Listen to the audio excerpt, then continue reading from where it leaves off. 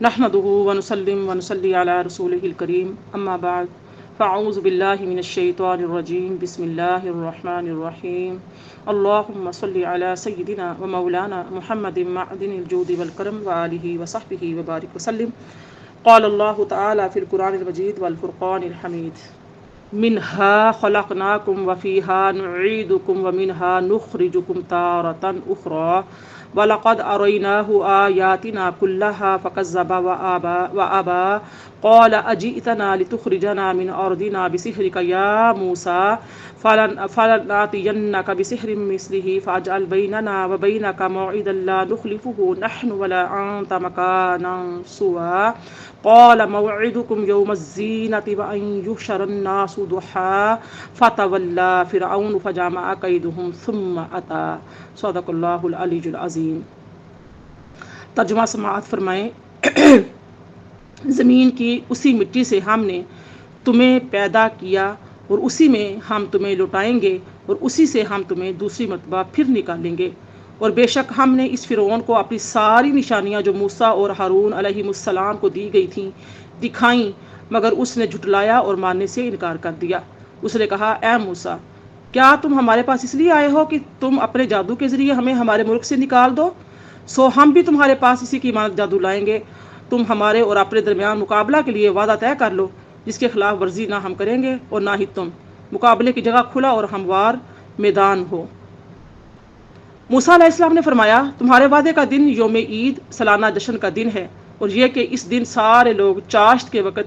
جمع ہو جائیں۔ پھر فرعون مجلس سے واپس مڑ گیا، سو اس نے اپنے مکر و فریب کی تدبیروں کو اکٹھا کیا، پھر مقررہ وقت پر آ گیا۔ صدق اللہ العلی العظیم وصدق رسولہ النبی الکریم الامین وعلی نحن علی ذالک من الشاہدین والشاکرین والحمد للہ رب العالمین۔ نہایت قابل احترام میری پیاری بہنوں، السلام علیکم ورحمۃ اللہ وبرکاتہ۔ میں نے آیت 55 سے 60 تک کی آیات کو تلاوت کیا ہے اور آپ کے سامنے ترجمہ بھی پیش کیا ہے۔ ہم سب سے پہلے 55 کی آیت جو تفسیر ہے اس کو دیکھ لیتے ہیں۔ اس میں اللہ پاک نے فرمایا ہے کہ اسی زمین سے، یعنی کہ اسی مٹی سے ہم نے تمہیں پیدا کیا ہے، اور اسی میں ہم تمہیں لوٹائیں گے اور اسی سے ہم تمہیں دوسری مرتبہ پھر نکالیں گے۔ اب اس آیت پر یہ اعتراض ہوتا ہے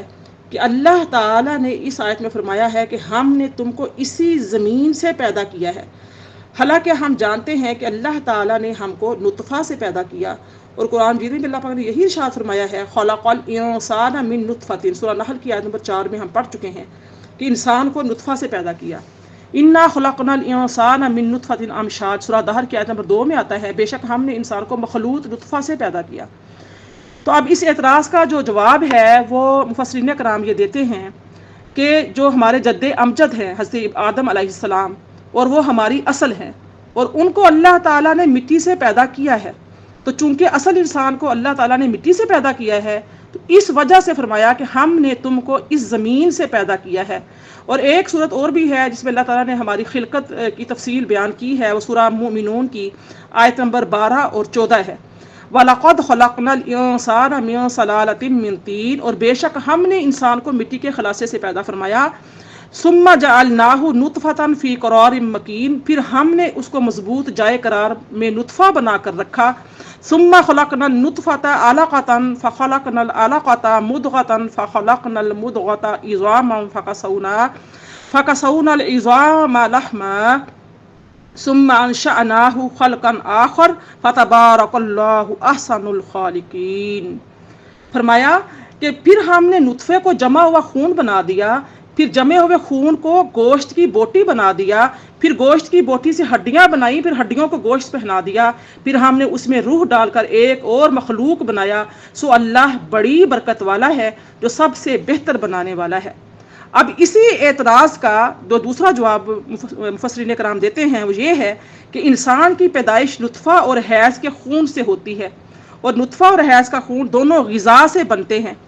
اور غذا گوشت اور سبزیوں سے حاصل ہوتی ہے، اور گوشت بھی حیوانوں کے سبزہ کھانے سے بنتا ہے، تو غذا کا رجوع اور معال سبزیوں کی طرف ہے، اور سبزیاں پانی اور مٹی کے امتزاج سے پیدا ہوتی ہیں۔ تو خلاصہ کیا ہوا کہ نطفہ اور حیض کا خون زمین کی مٹی سے پیدا ہوتا ہے، تو لہٰذا یہ کہنا صحیح ہے کہ ہر انسان مٹی سے پیدا ہوا ہے۔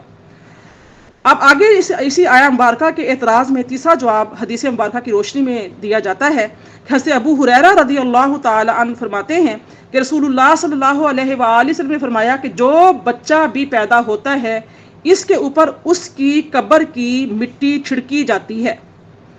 ابو عاصم نے کہا کہ تم حضرت ابو بکر اور عمر کے لیے اس جیسی فضیلت نہیں پا سکو گے، کیونکہ ان دونوں کی مٹی رسول اللہ صلی اللہ علیہ وآلہ وسلم کی مٹی سے ہے۔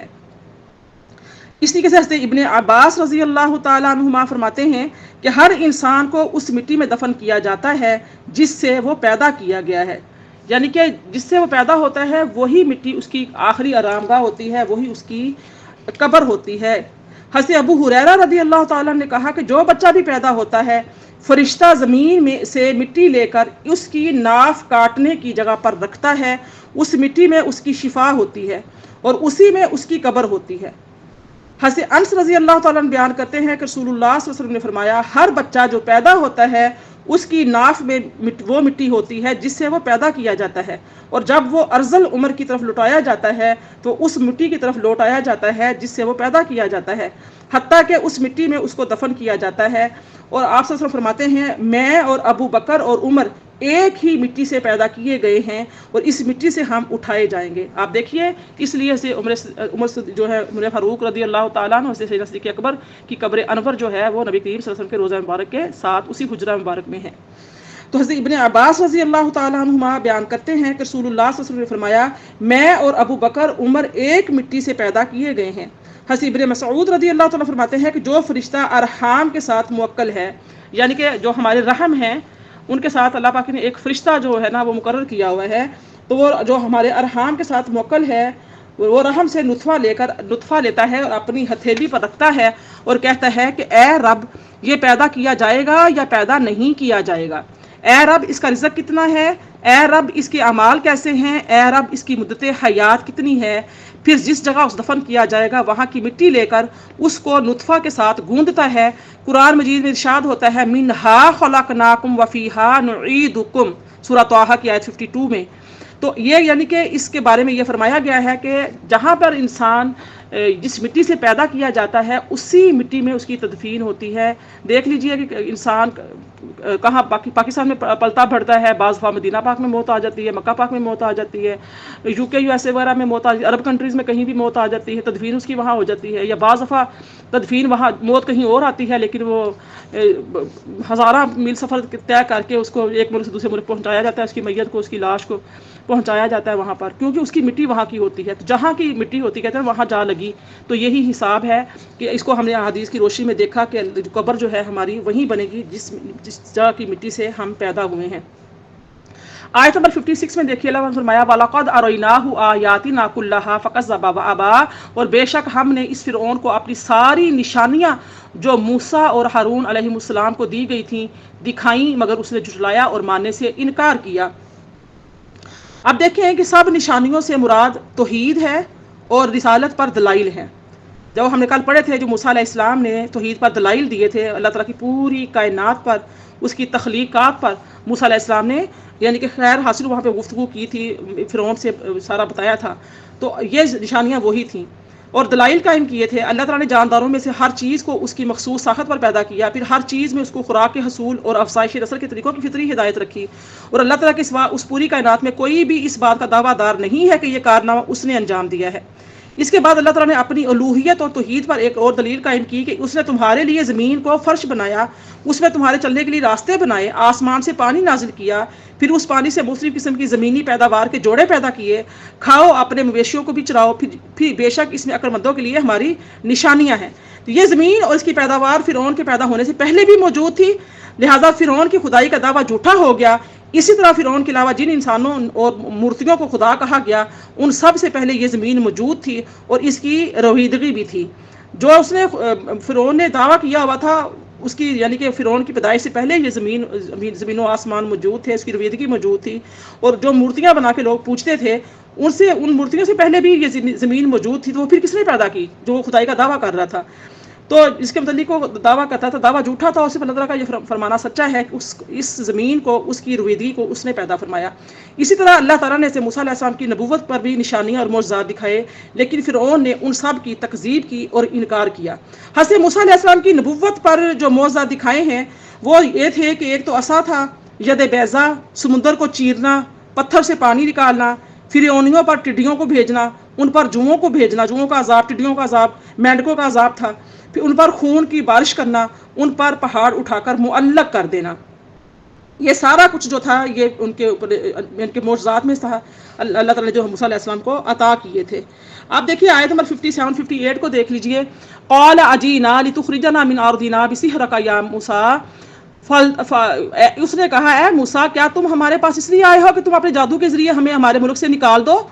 فَلْنَأْتِيَنَّكَ بِسِحْرٍ مِّثْلِهِ فَاجْعَلْ بَيْنَنَا وَبَيْنَكَ مَوْعِدًا لَّا نُخْلِفُهُ نَحْنُ وَلَا أَنتَ مَكَانًا سُوًى۔ ہم بھی تمہارے پاس ان کی مان جادو لائیں گے جو تم ہمارے اور اپنے درمیان مقابلے کے لیے وعدہ طے کر لو، جس کے خلاف ورزی نہ ہم کریں اور نہ ہی تم، مقابلے کی جگہ کھلا اور ہموار میدان ہو۔ یعنی کہ یہ اس نے جو شرائط ہیں وہ طے کی۔ اب جب فرعون نے حضرت موسیٰ علیہ السلام کے معجزات دیکھے جن کو حضرت موسیٰ علیہ السلام لائے تھے، تو اس نے کہا یہ جادو ہے۔ آپ کو پتا تمام انبیاء کو، ہمارے نبی کریم صلی اللہ علیہ وسلم کو بھی یہی کہا گیا، جادوگر کہا گیا، ساحر کہا گیا، مجنوں کہا گیا، دیوانہ، نعوذ باللہ، بہت کچھ القابات دیے گئے۔ اسی طریقے سے حضرت موسیٰ علیہ السلام کو بھی کہا گیا، اور یہ تمام انبیاء کرام کو جھٹلانے والوں نے یہی کہا کہ آپ جادو کر رہے ہو، تم نے یہ جادو اس لیے کیا ہے کہ تم لوگوں کے دلوں میں یہ وہم ڈالو کہ تم نے ایسی نشانیاں پیش کی ہیں جس کا تقاضا یہ ہے کہ تم پر ایمان لایا جائے اور تمہاری پیروی کی جائے، تاکہ تم ہم پر اور ہمارے ملک پر غالب آ جاؤ، لہٰذا ہم بھی تمہارا مقابلہ کریں گے، اور جس طرح تم نے جادو کر کے دکھایا ہے ہم بھی ایسا ہی جادو کر کے دکھائیں گے، تاکہ لوگوں کو پتہ چل جائے کہ تم نے جو کچھ کر کے دکھایا ہے وہ اللہ کی طرف سے نہیں ہے۔ بس اب تم اپنے اور ہمارے درمیان مقابلے کے لیے ایک جگہ مقرر کر لو، اور اس کی تفسیر یہ بھی کی گئی ہے کہ تم اپنے اور ہمارے درمیان مقابلے کا ایک دن مقرر کر لو، ہم اس کی خلاف ورزی نہیں کریں گے اور نہ تم ہی اس کی خلاف ورزی کرنا۔ اب دیکھیے کہ جو آیت نمبر اس کی 59 اور 60 59 60 61 آتی ہے، اس میں اس کا ذکر ہے فَتَوَلَّىٰ فِرْعَوْنُ فَجَمَعَ كَيْدَهُ ثُمَّ أَتَىٰ قَالَ لَهُم مُّوسَىٰ وَيْلَكُمْ لَا تَفْتَرُوا عَلَى اللَّهِ كَذِبًا فَيُسْحِتَكُم بِعَذَابٍ وَقَدْ خَابَ مَنِ افْتَرَىٰ۔ یہ دیکھیے اس میں اس کی تفسیر میں یہ آتا ہے کہ اس میں فرمایا گیا کہ موسیٰ نے کہا تمہارے ساتھ جشن کے دن کا وعدہ ہے اور دن چڑھے لوگ جمع ہو جائیں، تو پھر فرعون چلا گیا اور اپنے ہتھ کنڈے جمع کر کے آ گیا۔ موسیٰ نے ان سے کہا تم پر افسوس ہے، تم جھوٹ بول کر اللہ پر بہتان نہ باندھو، وہ تم کو عذاب سے ملیا میٹ کر دے گا، اور بے شک جس نے بہتان باندھا وہ نامراد رہا۔ اب دیکھیے یہ سورہ 59 سے 61 تک کی تفسیر دیکھیے کہ اس آیت میں یوم زینت کا لفظ ہے، یوم الزینہ کا لفظ ہے، تو اس کی تفسیر میں 4 اقوال آتے ہیں مفسرین کرام کے۔ ابو صالح نے حضرت ابن عباس رضی اللہ تعالی عنہما سے روایت کیا ہے کہ اس دن سے مراد عید کا دن ہے۔ سعید بن جبیر جو ہیں وہ کہتے ہیں کہ ابن عباس سے روایت کیا ہے کہ اس دن سے مراد عاشورہ یعنی 10 محرم کا دن ہے۔ دہاق جو ہے وہ کہتے ہیں کہ ابن عباس سے روایت ہے کہ اس سے مراد یوم النیروز ہے، اور وہ اس سال کے پہلے دن ہفتے کے روز تھا۔ اس سے سعید بن جبیر کا قول ہے کہ ان کے بازار جانے کا دن تھا۔ ضحیٰ سے مراد جب دن چڑھ جائے اور سورج کی روشنی خوب پھیلے، اور دن چڑھے پر اس کا مقابلہ اس لیے کیا جائے تاکہ سورج کی روشنی کامل ہو اور لوگ آسانی سے جمع ہو جائیں اور حجت خوب واضح ہو جائے اور شک و شبہ سے بالا تر ہو۔ یعنی کہ جو چاشت کا ٹائم جب سورج فل عروج پہ ہوتا ہے، چڑھ جاتا ہے، جیسے ابھی ٹائم ہے 11:30 12 کا ایک ٹائم ہے، تو سورج فل عروج پر ہے، تو کوئی بھی چیز چھپی نہیں رہ سکتی، ہر چیز واضح ہو جاتی ہے۔ تو اس سے کہا جب جادوگر سارے جادو پیش کرے تو ساری قوم جہاں وہاں پہ جمع ہو جائے، تو پھر جو ہے دیکھیں گے کیا ہوتا ہے۔ اب جو جادوگروں کی تعداد بتائی جاتی ہے وہ یہ بتایا جاتا ہے کہ فرعون نے اپنے ہتھ کنڈے جمع کر لیے، تو اس سے مراد ہے کہ فرعون نے اپنے جادوگر جمع کر لیے، یعنی کہ ابن عباس رضی اللہ تعالیٰ عنہ فرماتے ہیں کہ وہ جادوگر 72 یعنی کہ 72 جادوگر تھے، اور ان میں سے ہر جادوگر کے پاس رسیاں اور لاٹھیاں تھیں۔ جادوگروں کی تعداد کے متعلق جو ہے نا یہ مختلف اقوال آتے ہیں۔ ایک قول یہ بھی آتا ہے کہ وہ 400 تھے، ایک قول یہ آتا ہے کہ وہ 12,000 تھے، اور ایک قول جو ہے وہ یہ بھی آتا ہے کہ وہ 14,000 تھے۔ تو ان جادوگروں کے رئیس کا نام شمعون تھا، ٹھیک ہے، اور فرمایا کہ تم پر افسوس ہے، تم جھوٹ بول کر اللہ تعالیٰ پر بہتان نہ باندھو۔ تو اس کا معنی کیا ہے کہ تم اللہ کے متعلق جھوٹی باتیں نہ کہو۔ یعنی کہ حضرت موسیٰ علیہ السلام نے کہا نا فرعونیوں کو، اور اس کے ساتھ شرک نہ کرو اور معجزات کے متعلق یہ نہ کہو کہ یہ جادو ہے ورنہ وہ تم کو ملیا میٹ کر دے گا۔ اب دیکھیے آیت نمبر جو فرمایا، جس نے اللہ تعالیٰ پر افترا باندھا، اللہ تعالیٰ کی اجازت کے بغیر اس کے متعلق کوئی بات کہی، وہ اللہ تعالیٰ کی رحمت اس کے ثواب کے حصول میں ناکام ہو جائے گا۔ آیت 62 دیکھیے، فَتَنَازَعُوا أَمْرَهُمْ بَيْنَهُمْ وَأَسَرُّوا النَّجْوَىٰ، چنانچہ وہ جادوگر اپنے معاملے میں باہم جھگڑ پڑے اور چپکے چپکے سرگوشیاں کرنے لگے۔ قَالُوا إِنْ هَٰذَانِ لَسَاحِرَانِ يُرِيدَانِ أَن يُخْرِجَاكُم مِّنْ أَرْضِكُم بِسِحْرِهِمَا وَيَذْهَبَا بِطَرِيقَتِكُمُ الْمُثْلَىٰ۔ فرمایا کہنے لگے یہ دونوں واقعی جادوگر ہیں اور جو یہ ارادہ رکھتے ہیں کہ تمہیں جادو کے ذریعے تمہاری سرزمین سے نکال باہر کریں گے اور تمہارے مثالی مذہب و ثقافت کو نابود کر دیں گے۔ اب دیکھیے اس میں یہ ہوتا ہے کہ جب یعنی کہ اللہ پاک نے جب یہ کہا گیا تو اس میں یہ تھا کہ وہ لوگ مختلف یعنی کہ الگ الگ ہو گئے، مختلف ہو گئے، اور انہوں نے ایک دوسرے سے مشورہ کیا۔ جتنے بھی جادوگر بلائے ہوئے تھے وہ 14,000 تھے، 1400 تھے، جتنے بھی تھے نا، مختلف رائے آتی ہیں، سب جمع ہوئے، سب اکٹھے ہوئے اور آپس میں متفق ہو کر ایک جگہ جمع ہو کر آپس میں باتیں کر رہے تھے اور کہہ رہے تھے کہ یہ مشورہ کر رہے تھے کہ انہوں نے جو سرگوشیاں کی تھیں اس کے متعلق جو قول آتے ہیں، اقوال آتے ہیں، وہ یہ تھے کہ ابن عباس رضی اللہ تعالیٰ عنہ فرماتے ہیں کہ انہوں نے یہ سرگوشی کی تھی کہ اگر موسیٰ ان پر غالب آ گئے تو ان کی پیروی کریں گے۔ یہ جادوگر آپس میں الگ سے جادو اپنا ظاہر کرنے سے پہلے باتیں کر رہے ہیں۔ اور قتادہ اس کے بارے میں کہتے ہیں کہ ان کی سرگوشی یہ تھی کہ اگر موسیٰ جادوگر ہیں تو ہم ان پر غالب آ جائیں گے، اور اگر ان کا تعلق آسمان سے ہے تو وہی کامیاب ہوں گے۔ وہب بن منبع جو ہیں وہ کہتے ہیں کہ جب حضرت موسیٰ علیہ السلام نے فرمایا تھا کہ تم پر افسوس ہے، تم جھوٹ بول کر اللہ پر بہتان نہ باندھو، وہ تم کو عذاب میں ملیا میٹ کر دے گا، یہ سن کر جادوگروں نے یہ کہا یہ کسی جادوگر کا کلام نہیں ہے۔ اور اس کے بارے میں ایک اور قول آتا ہے کہ جادوگروں نے اپنی باتوں کو حضرت موسیٰ اور فرعون سے مخفی رکھا اور فرعون کی قوم سے بھی مخفی رکھا، اور ان کی سرگوشی یہ تھی کہ یہ دونوں جادوگر ہیں جو اپنے جادو سے تمہیں تمہارے ملک سے نکالنا چاہتے ہیں اور تمہارے بہترین مذہب کو مٹانا چاہتے ہیں۔ اور دہاق اس بارے میں کہتے ہیں کہ یہ سرگوشی کر رہے تھے کہ رسیوں اور لاٹھیوں کے ساتھ کس طرح کی تدبیر اختیار کی جائے کہ ہم کو غلبہ حاصل ہو اور ہماری شعبدہ بازی کا کسی کو پتہ نہ چل سکے۔ تو جادوگروں نے یہ کہا تھا کہ یہ دونوں جادوگر ہیں، تو ان کا مقصد حضرت موسیٰ علیہ السلام کے معجزات پر طعن کرنا تھا، کیونکہ جو چیز جادو کے زور پر بتائی گئی ہو اس کو یعنی کہ قرار اور ثبات نہیں ہوتا۔ ان کا مطلب یہ تھا کہ حضرت موسیٰ جس دین کی دعوت دے رہے ہیں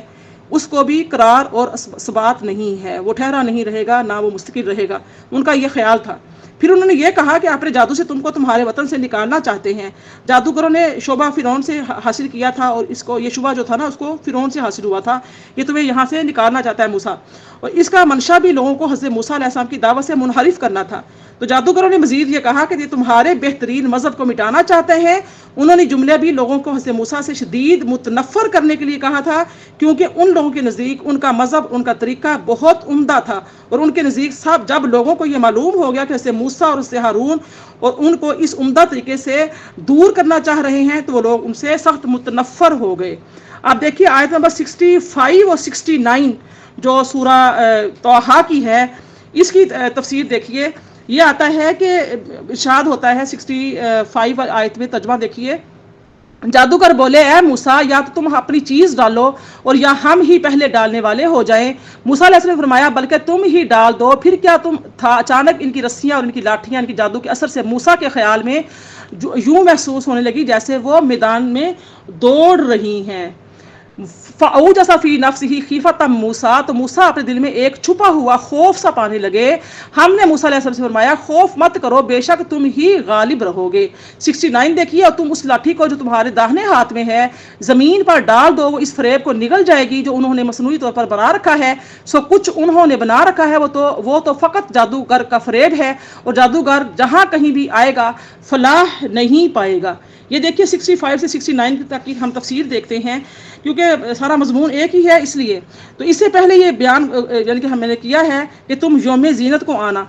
ٹھیک ہے، اور یہ بھی گزر چکا ہے کہ تم سب کو جمع ہو کر آنا۔ تو اس کا حاصل کیا ہے، وہ سب مقابلے کے دن جمع ہو گئے۔ پھر انہوں نے کہا اے موسیٰ، آیا تم پہلے ڈالو گے، یعنی کہ اپنے جادو کو تم پہلے کرو گے یا ہم پہلے ڈالنے والے ہو جائیں، یعنی کہ رسیاں۔ تو ان کی طرف سب انتہائی حسن و ادب اور تواضع کا اظہار تھا۔ انہوں نے اللہ کی نبی کے سامنے جو تواضع کی تھی اس کی برکت سے اللہ تعالیٰ نے ان کے دلوں میں ایمان ڈال دیا تھا۔ دیکھو جب بھی انسان کسی اپنے بڑے کی عزت کرتا ہے، وہ استاد ہو، والدین ہو، یا رشتے میں جو بھی بڑا ہو، عمر میں بڑا ہو، عہدے میں بڑا ہو، یا اللہ تعالیٰ کی ذات نے اس کو کسی حوالے سے بھی نوازا ہوا ہو، تو اس سے وہ بڑا ہو تو اس کا ادب جب احترام کیا جاتا ہے تو کیا ہوتا ہے، علماء کرام ہیں، مفتیان کرام ہیں، ان کی جب عزت و تکریم کی جاتی ہے تو اللہ تعالیٰ کی ذات اس کے بدلے میں ان کو یعنی کہ مزید ایمان عطا فرماتی ہے، ان کو کسی مشکل سے نکال دیتی ہے۔ اب دیکھیے جادوگر تھے، انہوں نے حضرت موسیٰ علیہ السلام کا احترام کیا،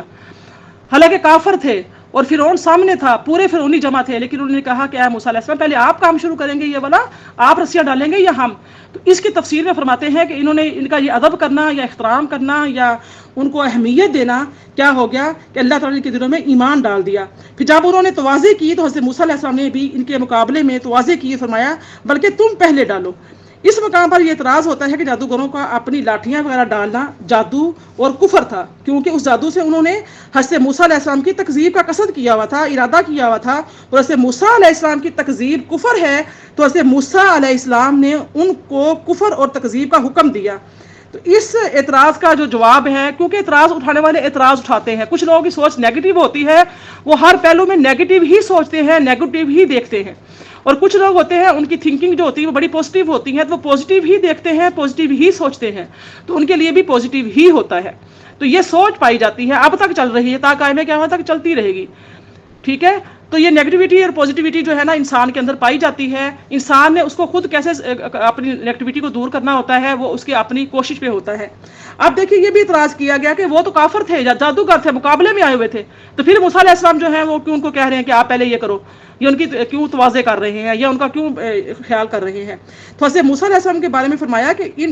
حضرت موسیٰ علیہ السلام نے ان کو لاٹھیاں وغیرہ ڈالنے کا حکم دیا تھا، وہ اس جہت سے تھا کہ معجزہ اور جادو کا فرق ظاہر ہو جائے اور سب لوگوں کے سامنے فرعون کا خدائی کا دعویٰ جھوٹا ہو جائے۔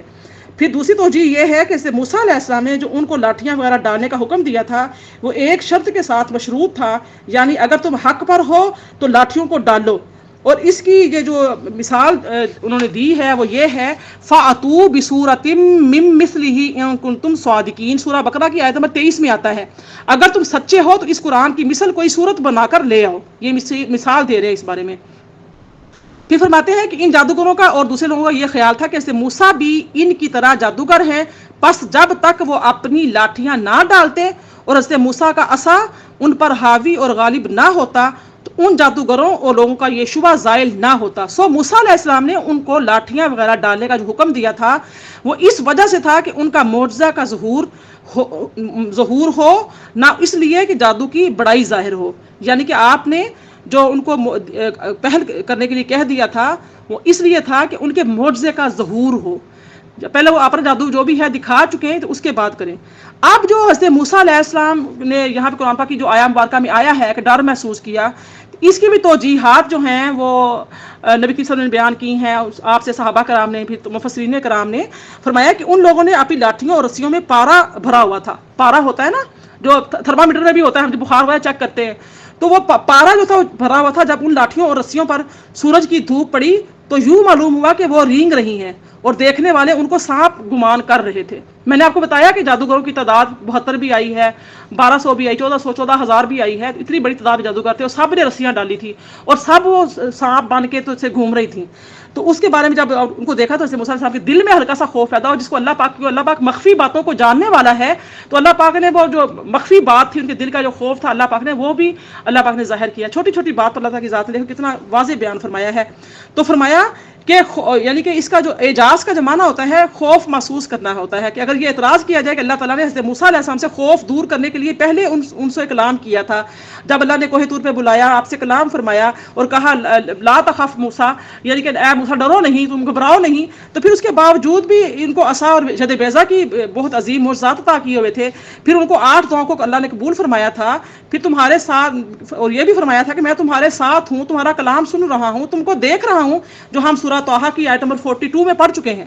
تو اتنی کثیر مبادی اور مقدمات کے باوجود حضرت موسیٰ علیہ السلام ان لاٹھیوں اور رسیوں کو دیکھ کر کیوں ڈرے تھے؟ اب اس اعتراضات کے جو جوابات ہیں وہ یہ ہیں کہ حضرت حسن بصری فرماتے ہیں کہ اللہ تعالیٰ نے انسان کے دل اور اس کی طبیعت میں ناموس چیز کو دیکھ کر جو ہے نا وحشت اور خوف پیدا ہونے کی کیفیت رکھی ہوئی ہے، یہ اللہ پاک نے ودیت کی ہے، یہ بشری تقاضے ہیں کہ حضرت موسیٰ کے دل میں ان لاٹھیوں اور رسیوں کو دیکھ کر خوف پیدا ہوا، اور ان کو یقین تھا کہ حالانکہ ان کو پتا تھا، ان کو یہ یقین تھا کہ یہ لاٹھیاں ہیں، رسیاں یعنی ان تک نہیں پہنچ سکتی، تو اللہ تعالیٰ ان کا حامی و ناصر ہے، یہ ان کا یقین تھا، ان کا ایمان تھا۔